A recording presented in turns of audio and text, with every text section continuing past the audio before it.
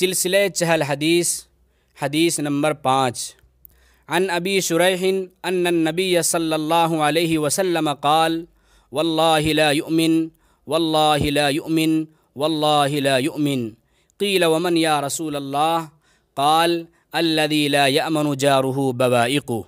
حدیث کا ترجمہ۔ نبی کریم صلی اللہ علیہ وسلم نے ارشاد فرمایا، قسم بخدا مومن نہیں ہو سکتا، خدا کی قسم مومن نہیں ہو سکتا، خدا کی قسم مومن نہیں ہو سکتا۔ تو آپ صلی اللہ علیہ وسلم سے پوچھا گیا، یا رسول اللہ کون ہے جو مومن نہیں ہو سکتا؟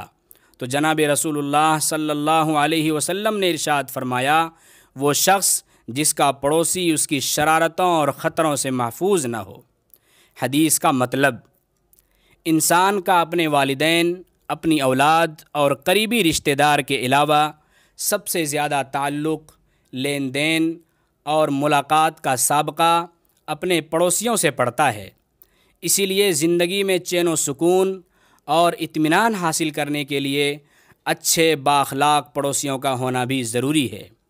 اسی لیے جناب رسول اللہ صلی اللہ علیہ وسلم نے 3 مرتبہ قسم کھا کر فرمایا کہ وہ مومن کامل ہو نہیں سکتا۔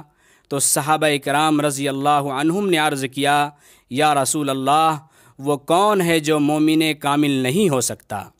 تو آپ صلی اللہ علیہ وسلم نے ارشاد فرمایا کہ وہ شخص جس کا پڑوسی اس کی شرارتوں سے مامون و محفوظ نہ ہو۔ اس سے معلوم ہوا کہ ایک مومن کی شان یہ ہونی چاہیے کہ وہ پڑوسیوں کے حقوق کی ادائیگی میں کوئی کوتاہی نہ کرے، نیز اپنا پڑوسی چاہے غیر مسلم ہی کیوں نہ ہو اس کے ساتھ حسن معاشرت کے ساتھ پیش آنا چاہیے۔ کوئی ایسا رویہ اختیار نہ کرے جس سے اس کے پڑوسی کو تکلیف پہنچے۔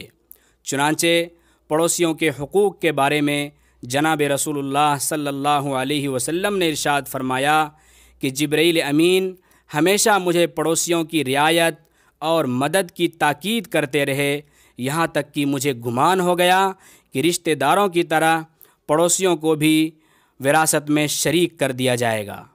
خلاصہ کلام یہ ہے کہ پڑوسیوں کے ساتھ حسن اخلاق کا مظاہرہ کرنا اللہ اور اس کے رسول صلی اللہ علیہ وسلم کے نزدیک مطلوب و محمود عمل ہے۔